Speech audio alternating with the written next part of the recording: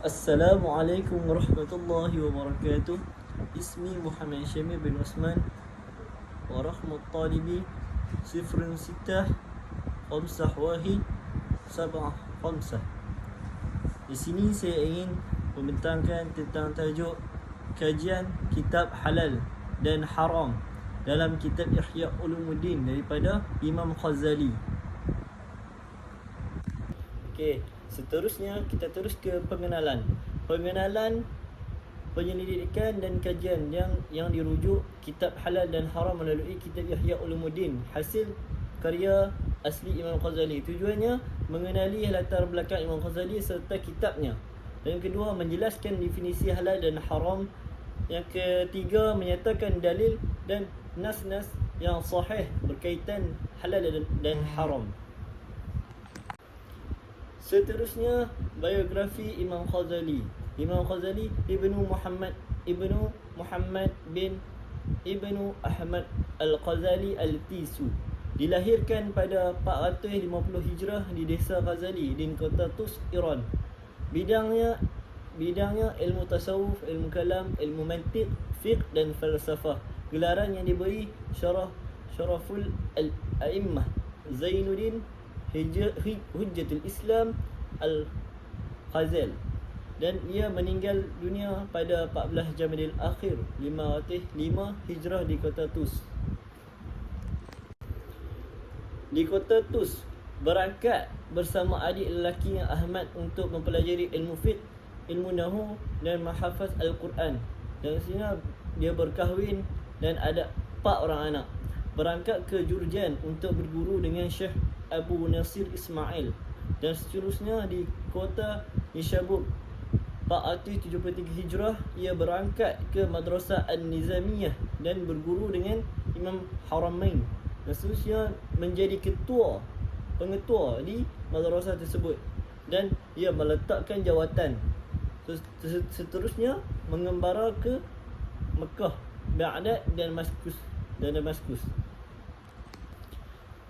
Dan seterusnya, dalil Ihya Ulumuddin. Ihya Ulumuddin dikarang oleh Imam Ghazali dan merupakan karya terulung Imam Ghazali.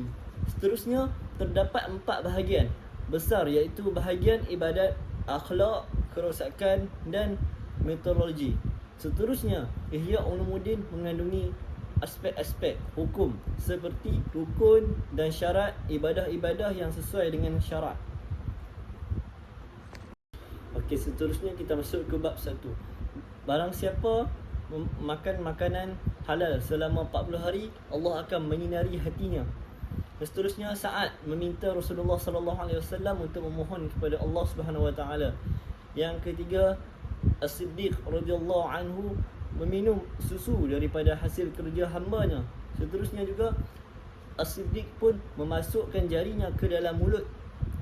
Dan tidakkah kamu tahu bahawa As-Siddiq ni tidak memasukkan ke dalam perutnya kecuali sesuatu yang baik. Seterusnya ke bab yang kedua, darjat halal dan haram. Harta yang diambil daripada kafir harbi hanya halal setelah dikeluarkan 1/5-nya apabila harta tersebut diambil melalui peperangan yang dipimpin oleh sultan.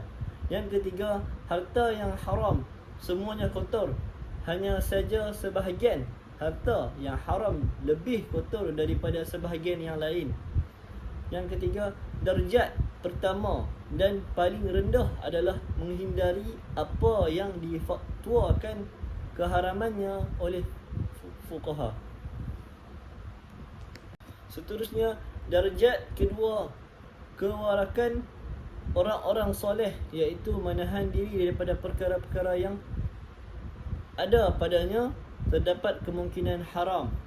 Seterusnya, darjat ketiga, sesuatu yang tidak diharamkan oleh fatwa dan sama sekali tidak syubhat.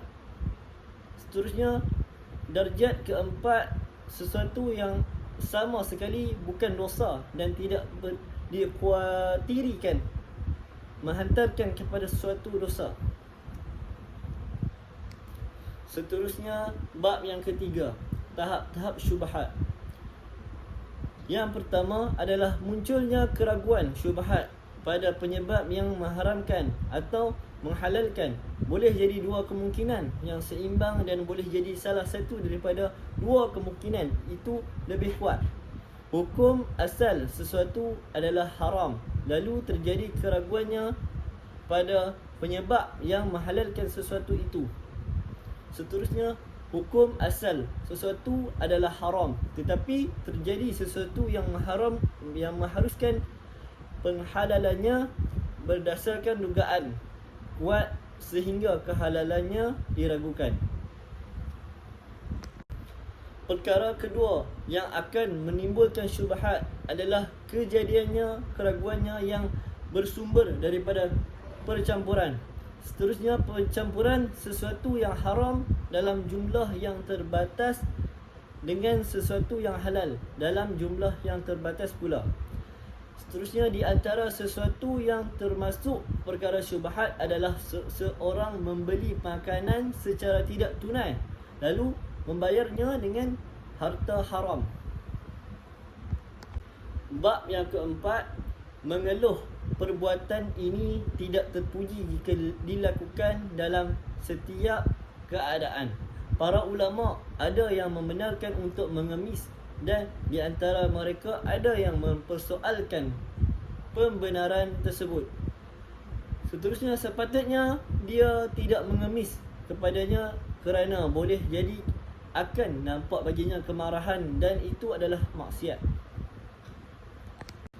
Bab yang kelima, sesiapa yang sudah bertaubat tetapi masih ada harta campuran, yakni sebahagiannya adalah yang haram, hendaklah dia memisahkan harta tersebut. Seterusnya, harta campuran yang disebutkan adalah separuh daripada harta seseorang itu adalah haram yang diwarnai pembohongan ataupun pengkhianatan. Seterusnya, oleh itu separuh kadar harta itu hendaklah dipisah dengan adanya keyakinan, sifat hati-hati dan ikhlas. Seterusnya, harta yang dipisahkan itu hendaklah disalurkan. Jika harta itu mempunyai pemilik tertentu, hendaklah diserahkan harta itu kepada ataupun warisnya. Seterusnya, apabila pemilik sedang bermusafir, maka hendaklah dia menunggu ataupun berusaha menghantarkannya ke tempat asal si pemilik berada. Okey, seterusnya bab yang keenam. Tidak boleh mengambilnya apabila harta ini berasal daripada pajak yang dibebankan ke atas kaum muslimin dan daripada sitaan. Seterusnya, kepentingan kaum muslimin 1/5 untuk pihak-pihak yang telah ditentukan. Apabila seseorang mengambil harta sultan untuk disedekahkan kepada orang-orang fakir, lebih utama adalah melakukannya dengan syarat. Kesimpulannya, perkara halal dan haram ini merupakan perkara yang tidak dianggap remeh kerana ia mempunyai larangan serta ketegasan dalam gaya hidup Islam. Kita semestinya mendekati perkara halal untuk mendapatkan keberkatan dari segala sumber yang halal. Seterusnya, akhir sekali, perkara haram hanya mendapat keuntungan di dunia, tetapi balasan Allah itu pasti menanti bila-bila masa.